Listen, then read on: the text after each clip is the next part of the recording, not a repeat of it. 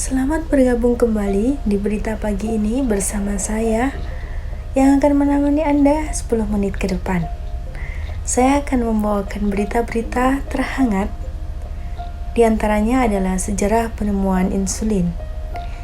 Hampir seabad silam, tepatnya pada tanggal 11 Januari 1922, merupakan salah satu hari yang sangat bersejarah, bahkan menjadi tonggak sejarah dalam bidang farmasi di dunia. Jadi zaman dulu di Toronto General Hospital ada seorang pasien berusia 14 tahun yang menderita diabetes bernama Leonard Thompson. Untuk pertama kalinya menerima injeksi insulin yang diekstraksi dari pankreas sapi dewasa. Diperkirakan remaja tersebut tidak akan bisa hidup lebih dari 1 bulan. Namun keajaiban pun terjadi. Setelah 24 jam diberikan insulin, kadar gulanya mulai stabil dan memberikan kehidupan kedua. 12 hari kemudian, dia pun menerima suntikan insulin yang kedua. Perlahan-lahan gejala penyakit diabetesnya pun menghilang. Thompson kemudian menjalani kehidupannya secara normal hingga usia 27 tahun. Namun kemudian, pria ini meninggal pada tahun 1935 karena pneumonia. Berita mengenai keajaiban suntikan insulin ini kemudian menjalar kemana-mana dan menjadi berita menghebohkan di seluruh dunia, termasuk di Amerika Serikat. Elizabeth Hughes, Putri Menteri Luar Negeri Amerika Serikat saat itu, Charles Evans Hughes, adalah salah satu orang pertama yang menerima suntikan insulin tersebut. Dia tiba di Toronto bersama ibunya pada tanggal 15 Agustus 1922 dalam keadaan koma. Pada usia 15 tahun, untuk pertama kalinya dia mulai menerima suntikan insulin langsung dari sang penemunya yaitu Dr. Banting. Dan itu adalah suntikan insulin pertama dari sekitar 42.000 suntikan insulin yang nanti akan diberikan selama hidupnya.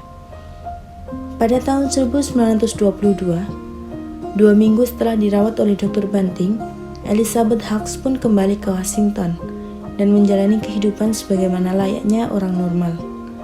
Dia meninggal pada bulan April 1981 dalam usia 73 tahun.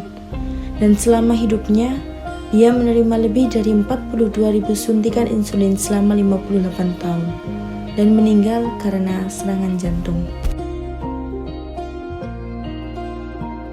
Prinsip dasar DNA rekombinan. Di dalam inti sel manusia, terdapat kromosom yang mengandung gen, salah satunya gen penghasil insulin. Gen tersebut dipotong oleh enzim retriksi endonuklease.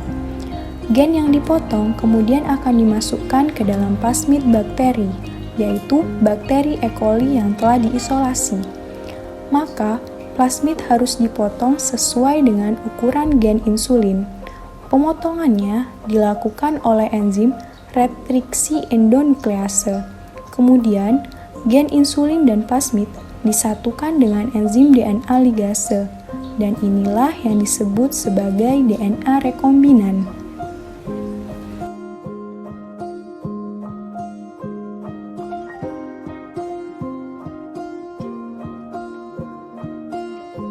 Plasmid yang sudah disisipkan gen dimasukkan kembali ke dalam tubuh bakteri E. coli.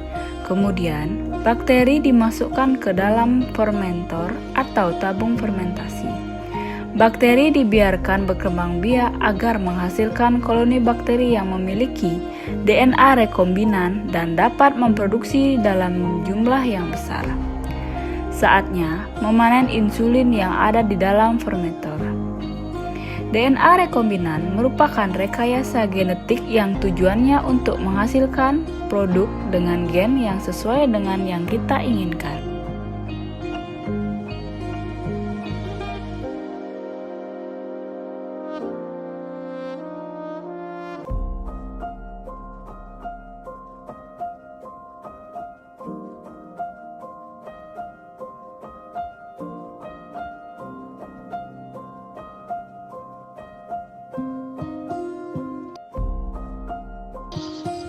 Insulin durasi cepat.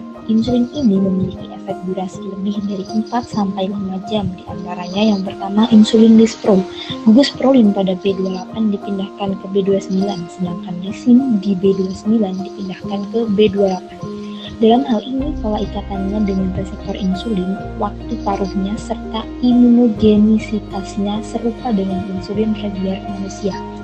Secara struktur, insulin lispro serupa dengan insulin reguler dengan tambahan residu asam aminolisin dan prolin yang disingkat menjadi lispro. Yang kedua, insulin aspart. Dalam hal ini terjadi substitusi pada prolin B28 dengan asam aspartat yang bermuatan negatif. Dengan demikian terjadi penurunan interaksi antar monomer pro B28 dengan B23 sehingga terjadi inhibisi agregasi insulin itu sendiri. Profil aktivitas dan absorpsinya serupa dengan insulin lispro. Yang ketiga, insulin glulisin. Pada jenis insulin ini terjadi substitusi lisin dengan asparigin pada B3 dan substitusi asam glutamat dengan lisin pada B29. Aksi obat, karakter absorpsi, dan imunologinya serupa dengan injeksi insulin kerja cepat lainnya. Insulin durasi singkat. Insulin ini memiliki efek durasi lebih dari 5-8 jam, di antaranya insulin reguler berupa kristal zinc insulin.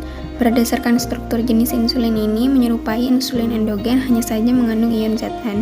Insulin reguler merupakan insulin natural yang berasal dari porsin atau sapi, bovin atau babi, atau manusia dengan melalui rekayasa genetika. Insulin durasi panjang. Insulin ini memiliki efek durasi lebih dari 11 jam, di antaranya insulin glargin.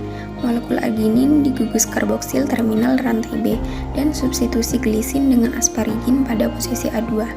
Asparigin di posisi 21 pada rantai A digantikan dengan glisin, serta ada tambahan 2 molekul arginin pada gugus karboksil terminal pada rantai B. Insulin glargin tidak dapat dikombinasikan dengan insulin human lainnya dikarenakan pH-nya. Insulin detemir.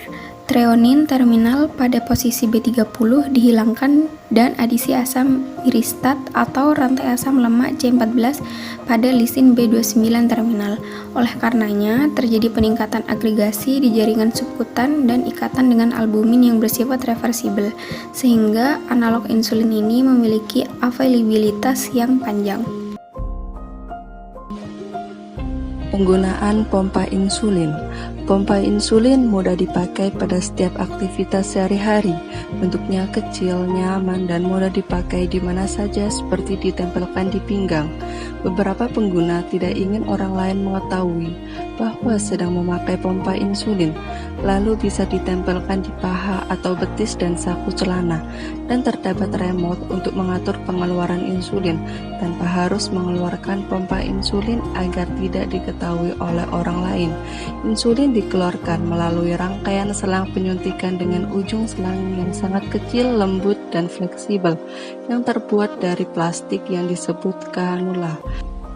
Kanula akan dimasukkan ke bawah kulit dengan bantuan alat di titik di mana pengguna merasa nyaman. Umumnya titik berada di pinggang, perut, bagian bawah, bokong, dan paha. Memasukkan kanula akan terasa sangat mudah dan tidak menyakitkan. Pada penggunaan sehari-hari, kanula sangat tahan dan tidak merusak pompa. Setiap 2-3 hari, ganti kanula dengan yang baru dengan sangat mudah sekali. Jika melakukan aktivitas sehari-hari, tidak perlu khawatir, pompa akan terkunci otomatis. Pompa insulin sangat mudah dilepas jika hendak mandi dan berganti pakaian, tapi tidak disarankan melepaskan pompa lebih dari 1 jam, karena pompa akan mengecek gula darah secara rutin.